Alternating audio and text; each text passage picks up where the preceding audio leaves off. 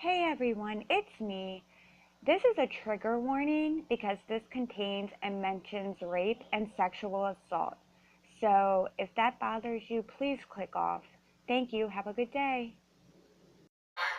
From all the gracious men telling me to smile, that it causes my cheeks to stiffen up, and my mouth, my chin, to weigh down to my chest. Scenario B, I think you find resting bitch face cute. I'm trying to look cute for you. Scenario C, there are days when I'm walking by myself, trying to take a risk. Scenario D, I don't feel like fucking smiling. Who the fuck always smiles when they are the fuck alone? Scenario E, I figured if I hold my face like this, you'll think that I'm willing to knuckle up, or that I have some dangerous weapon in my coat pocket, or that I am the dangerous weapon.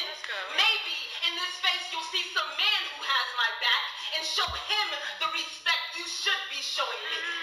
Scenario F. Scenario F. I spend as much time getting dressed as I do trying to figure out a predator I have not met. I wonder if he's attracted to fear. I wonder if I look unafraid, will there be anything left to turn him on? I am tired. I spend as much time getting dressed as I do unpacking every inch of myself, as I do studying safe ways to say no, because fuck you got some woman killed the other day, and I literally have the choice to be a free woman or die trying. Scenario G, because hello, what's your name? Smile, baby, can be violent, because oftentimes it carries blood, loose teeth, obituaries, broken glass, children, witnesses who cannot or do not speak, the panic attacks concealed next to the blade, because us women must become the blade each and every time we're forced to protect our bones, each and every time we're forced to think about why we feel the need to always cut first. Let's go.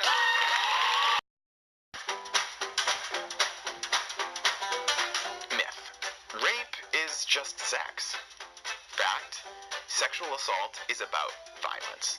It's about power and control, and that power and control being taken away from one person. If we buy into this idea that sexual assault is just sex, we're buying into the perpetrator's narrative, not the survivors. Myth. Dressing provocatively, behaving provocatively, and drinking a lot means that you're asking for it. Fact, when I go to a bar and ask for a drink, I'm asking for a drink.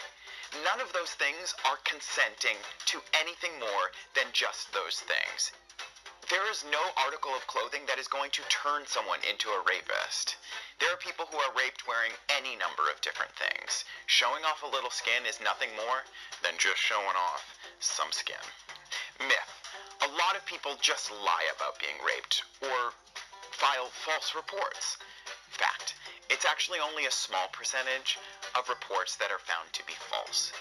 We have this idea that a lot of people lie about it because we hear about that a lot more. Because people think maybe they just want attention. But stop and think about it. What kind of attention do survivors of sexual assault actually get? And then people think maybe it's just for revenge. Stop and think about it. Have you ever been mad at someone? Okay. Wanted to get revenge on that person? So you accuse them of a felony crime, right? Of course not. We don't do that. Myth. Men can't be victims of sexual assault. Fact. 1.5% of all men have been raped. 47% of bisexual men have experienced some form of unwanted sexual contact in their lifetime. I know that we often see more representations of female victimization, but that doesn't mean that men haven't been victimized.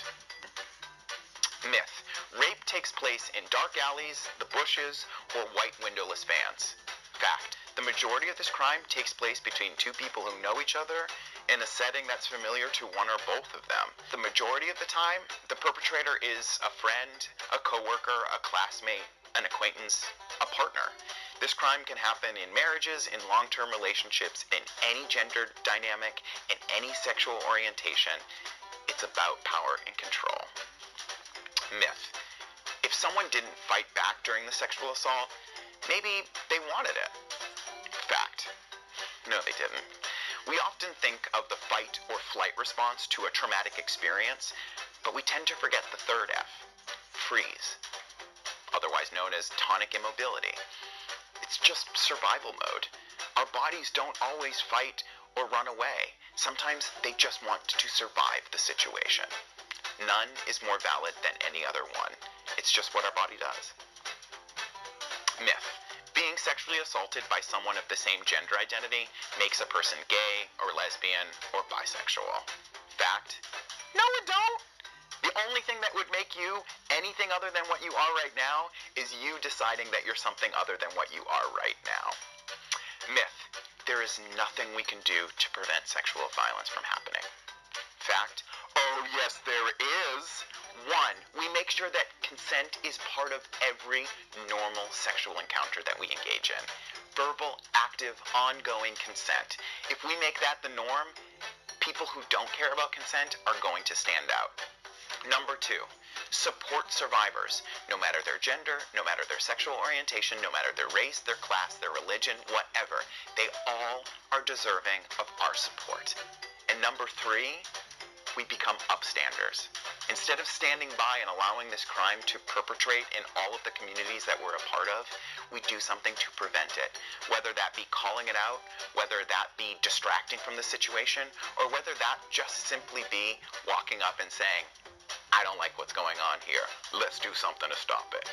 That's how we can do something to prevent this crime from happening. So go on. Do something. Know someone who has been sexually assaulted or raped. The Department of Justice says 18% of women in the United States have been raped at some point in their lifetime. 18%. That's almost 1 out of every 5 women. Or the populations of Washington State, Oregon, Idaho, Nevada, Montana, Wyoming, and Utah combined. And about 2/3 of victims know their attacker. So why do only 16% of cases get reported? Well, it's complicated. Sometimes victims don't want to get the offender in trouble. Sometimes they believe police can't help. But every time, a victim is dealing with some sort of trauma. Most times we think of physical, emotional, or mental trauma. But what if I told you sexual assault victims are also hit financially? The DOJ finds that almost 50% of sexual assault survivors lose their jobs or are forced to quit.